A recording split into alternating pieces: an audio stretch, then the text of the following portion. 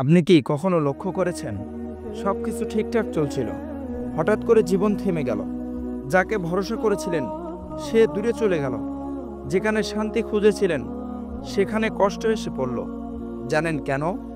কারণ আল্লাহ চেয়েছিলেন আপনি আবার তার দিকে ফিরে আসুন। কখনো কখনো আল্লাহ আমাদের জীবনে ঝড় পাঠান ধ্বংস করার জন্য নয়, বরং আমাদের জাগিয়ে তোলার জন্য। আমরা ব্যস্ত থাকি দুনিয়ার কাজে, টাকা, সম্পর্ক, সফলতা সবকিছুতেই এতটা মগ্ন হয়ে যায় যে আল্লাহর দিকে তাকানোর সময়ই পাই না। আল্লাহ তখন কষ্ট দেন যেন আমরা আবার তার দিকে ফিরে তাকাই, যেন আমরা বলি, ইয়া আল্লাহ, আমি অসহায়, শুধু আপনিই আছেন আমার পাশে। আল্লাহ তাআলা বলেন, আমি আমার বান্দাকে ভালোবাসলে তাকে পরীক্ষা দেই।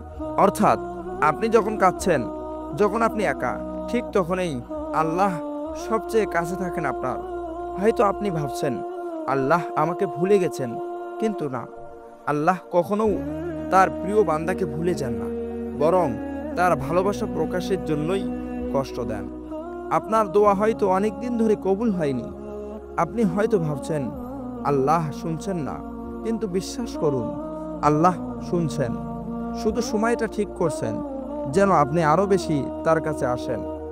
আল্লাহ চান আপনি নামাজে কান্না করুন, রাতে সিজদায় পড়ে বলুন, ইয়া আল্লাহ, আমি ফিরে এসেছি। কষ্টের উদ্দেশ্য এটাই যে আপনাকে ফিরিয়ে আনা আপনার রবের কাছে। তাই কষ্টকে ঘৃণা করবেন না, কষ্টকে ভয় পাবেন না, কারণ কষ্ট মানে আল্লাহ আপনাকে ডেকেছেন। তিনি চান আপনি তার কাছে ফিরে যান আর বলুন, ইয়া আল্লাহ, আমি রাজি আপনার সব সিদ্ধান্তে।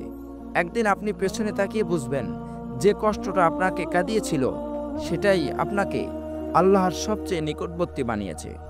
যদি আপনি কখনো কষ্টে পড়ে থাকেন, এই ভিডিওটা শুধু দেখবেন না, একটু চোখ বন্ধ করে বলুন, ইয়া আল্লাহ, আমাকে শক্তি দিন। কমেন্টে লিখে দিন, আমি ধৈর্য ধরব ইনশাআল্লাহ। ভালো মানুষ কেন বেশি কষ্ট পায়? চতুর্থ পর্ব আসছে খুব শীঘ্রই।